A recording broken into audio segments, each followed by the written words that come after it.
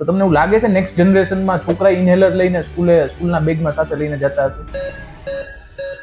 કારણ કે કોવિડ પહેલા ને કોવિડ પછીનો હવેનો જે ફેસ જોવો ને, અત્યારે હવે આ જેમ ગૂગલ ને ચેટ જીપીટી ને આવી ગયું, કદાચ એવાય માણસો આવતા હશે જે તમને સમજાવતા હોય. કે ફૂડ પેકેટ્સમાં તમે પાછળ લેબલ કરીને જોશો ને તો 99% food packets are made of. ઘણા કેવું હોય છે કે ઘણા વર્ષોથી સ્મોકિંગ કરતા હોય છે છતાં બી ફિટ એન્ડ ફાઇન હોય છે. પણ આ કેવું છે, અંડર હાઇલાઇટેડ ટોપિક છે કે જ્યારે સાયલન્ટ કિલર છે, એ તમને સામેથી નહીં કે ભાઈ રોગ આવ્યો છે, પણ ધીમે ધીમે ધીમે. મેં એક વસ્તુ માર્ક કરી છે અત્યારે કે નીચે હોટેલ્સની ચેઇન હોય છે અને એના ઉપર હોસ્પિટલ હોય છે આખે, એટલે એ બીજાને બતાવે ને બીજાને બતાવે પછી ત્રીજાને બતાવે. તમારા કરિયરમાં કોઈ એવો કેસ આવેલો ખરો કે જેમાં તમે આ બધી વસ્તુ થોડુંક ઇમોશનલી પણ તમને ઇમ્પેક્ટ કરી ગઈ હોય? સૌરાષ્ટ્રમાં 10માંથી 4 દર્દીને ઓબેસિટી શિકાર હોય છે, ઇવન 35+.